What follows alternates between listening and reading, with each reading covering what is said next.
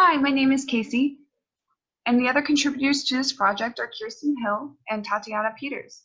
Today we will be discussing the deinstitutionalization of mental health through social work history. But before we can talk about deinstitutionalization, I will briefly discuss what put people into institutions in the first place. In the 1840s, we see the transfer of people in almshouses to mental institutions. This is partially due to the moral treatment movement and Dorothea Dix, who opened 30 mental institutions to improve conditions.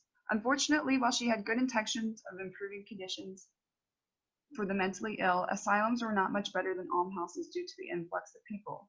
It isn't until 100 years later we finally see deinstitutionalization in the 1963 Community Mental Health Act. There are three main causes that led up to deinstitutionalization in 1963. One of them being in the 1940s and the 50s, scientific breakthrough in diseases of the mind led to antipsychotics like chlorpromazine and lithium. We also see in 1952 the DSM. Now there's a type of distinction of different mental illnesses. And lastly, we have innovative therapies. The second reason for deinstitutionalization was the civil rights movement. The civil rights movement softened hearts of citizens. People should be treated, not punished or locked away. We also, the last reason, see federal funding with community-based interventions and insurance like Medicaid and Medicare. Referring back to the 1963 Community Mental Health Act, at this point there were over 500,000 people who were institutionalized. This act allowed the federal government to help people with mental illness who were warehoused in hospitals and institutions to move back into their communities. For the first time, there was an ultimate to impoverished conditions of institutions due to advances in psychotherapy and medicine. It was also less costly than keeping the mental institutions open. Moving on to the 1980s, we see that the inpatient population at public psychiatric hospitals declined by 75%. However, in the 1981, we see the OBRA Act implemented by Ronald Reagan. The OBRA Act gave mental patients a choice to seek treatment outside of a mental institution, an option to seek treatment at clinics at the state level, and freedom to administer their own medication. While on the surface, the act poses to give individuals more freedom. However, this act stops federal funding for community mental health centers. There are severe budget cuts in mental health because now community health centers had to compete with other organizations for state funding. Lastly, I'm going to briefly discuss the 2000s. In 2004, we see there are more chronically ill people being put in prisons than there are getting treated in hospitals or institutions. In 2009, the recession led to severe budget cuts in mental health spending, approximately $4.35 billion. Lastly, in 2010, the Affordable Health Care Act was implemented by the Obama administration, and it led to the biggest expansion of mental health and substance abuse services.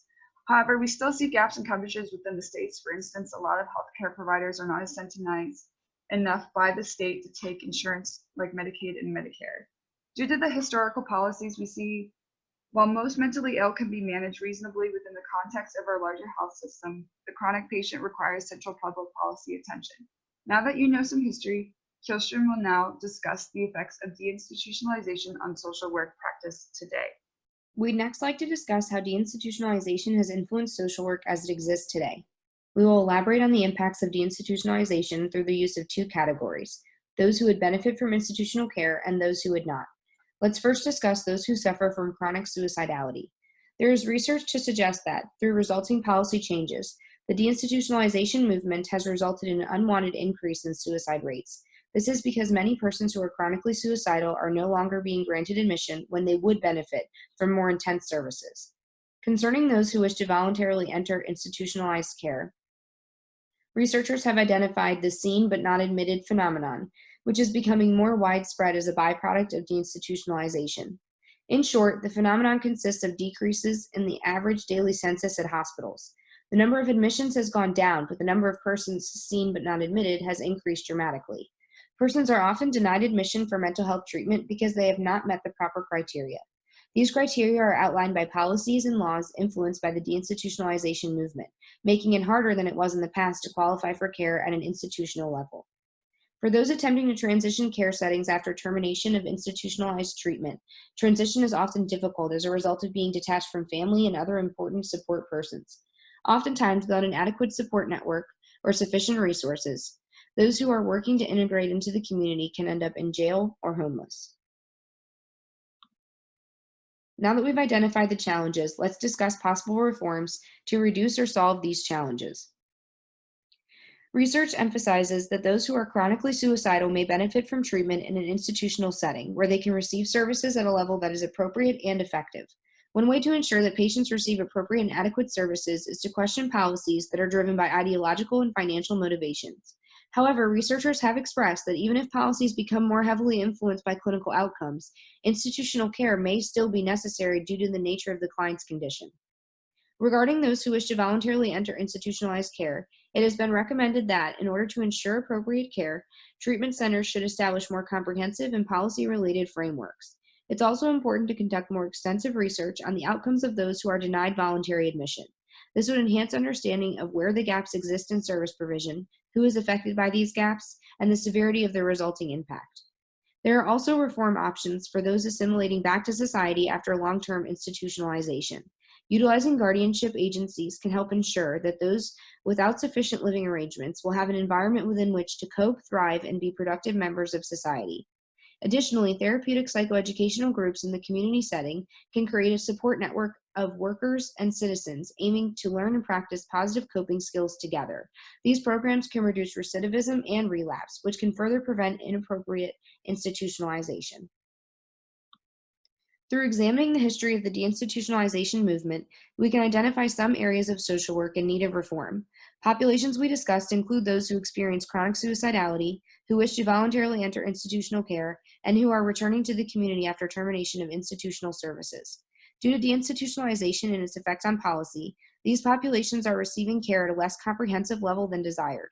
Possible reforms identified include questioning and changing related policies and laws, conducting further research, and implementing services intended to assist in transition to community life.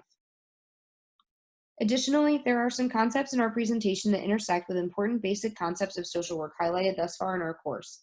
Efforts to expand institutionalized care due to service gaps contributes to social workers' responsibility to cause no harm and provide appropriate and effective services. Questioning policies, criteria, and related laws contributes to the advocacy role of social work, aiming to create lasting change that better protects the rights of and meets the needs of clients.